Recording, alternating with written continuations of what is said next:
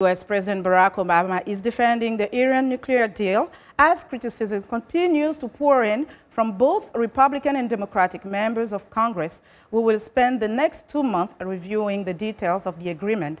VOA White House correspondent Luis Ramirez reports.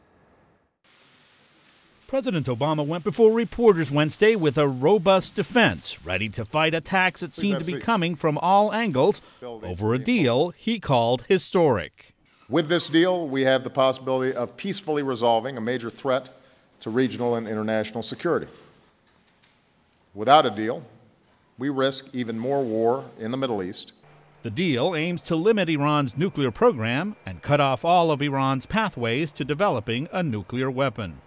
But critics of the deal say limiting Iran's nuclear program is not enough to stop Iran from eventually developing a nuclear bomb. Republican Senator John McCain. It only pauses Iran's pursuit of nuclear weapons, and instead, as the original intent was to prevent them, now it's just a matter of time.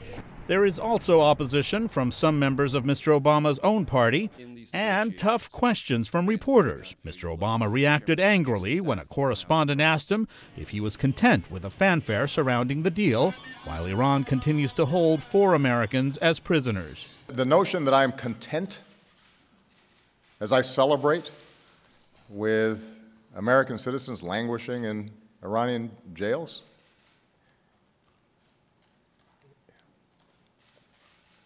Major, that's nonsense. And you should know better.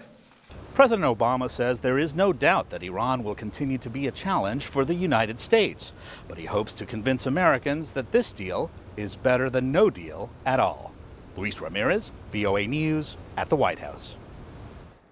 World powers need to take a number of steps to accomplish what's set forth in the Iran nuclear agreement after years of negotiations. Now that experts have been able to examine the 150-page agreement between Iran and a group of 6 nations led by the United States, they are starting to analyze the deal.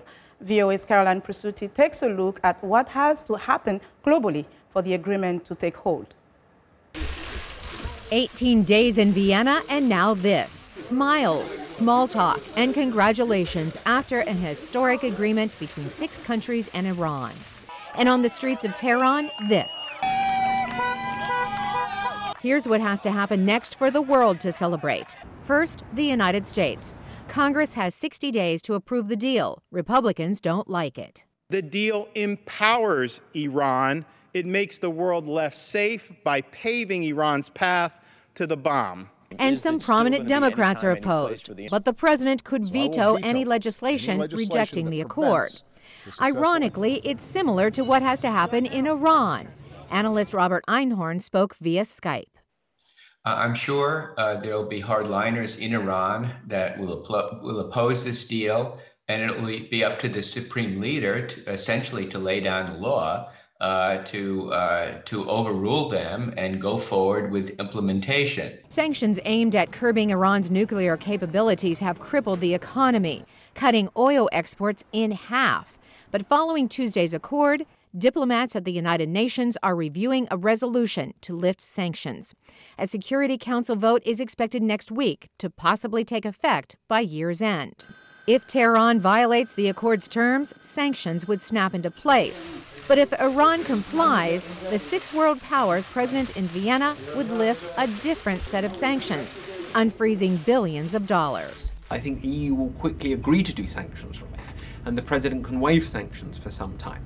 But, it doesn't detract from your general point that this is a very complicated agreement.